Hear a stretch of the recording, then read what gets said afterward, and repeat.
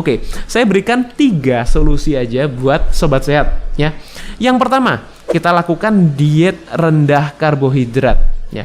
Otomatis kalau kita melakukan diet rendah karbohidrat, otomatis kita juga diet rendah gula ya. Jadi gula itu bukan sama sekali tidak boleh kita konsumsi, boleh asal kita tahu kebutuhannya berapa ya. Tapi kalau ditanya berapa dok kebutuhannya kalau gula itu 0 ya. Jadi apa maksud saya gini, karbohidrat yang kita konsumsi itu juga akan diubah menjadi gula. Jadi kita tidak perlu memenuhi gula itu sendiri. Jadi gula yang kita tambahkan itu tidak perlu kita penuhi. Karena apa? Karena karbohidrat yang kita makan sehari-hari, mau itu nasi, kentang, mie, roti dan lain-lain, itu akan diubah menjadi gula ya. Jadi jumlahnya kita batasi karbohidratnya.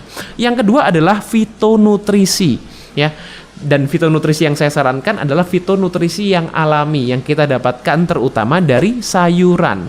Fitonutrisi apa aja yang penting untuk ginjal? Itu yang paling penting menurut penelitian adalah vitamin B1 ya. Kemudian adalah juga kurkumin ya. Kurkumin ini kita bisa dapatkan paling mudah dari kunyit.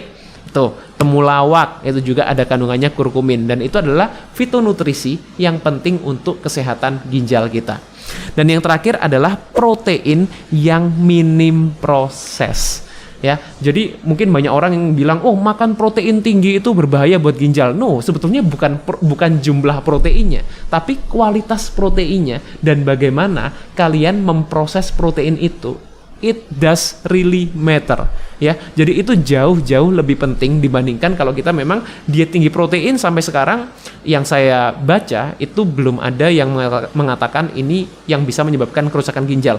Tapi memang betul orang yang sudah mengalami kerusakan ginjal disarankan diet rendah protein ya. Jadi ini yang perlu kalian pahami ya. Jadi ketika orang yang sudah punya masalah ginjal itu tidak boleh konsumsi protein tinggi, bukan berarti orang yang punya masalah ginjal ini karena konsumsi tinggi protein ya. It's two different things gitu ya. Jadi kalau kita bicara mengenai protein, bagaimana kita memilih protein yang baik, pilih protein yang berkualitas dan kita perhatikan proses pengolahannya.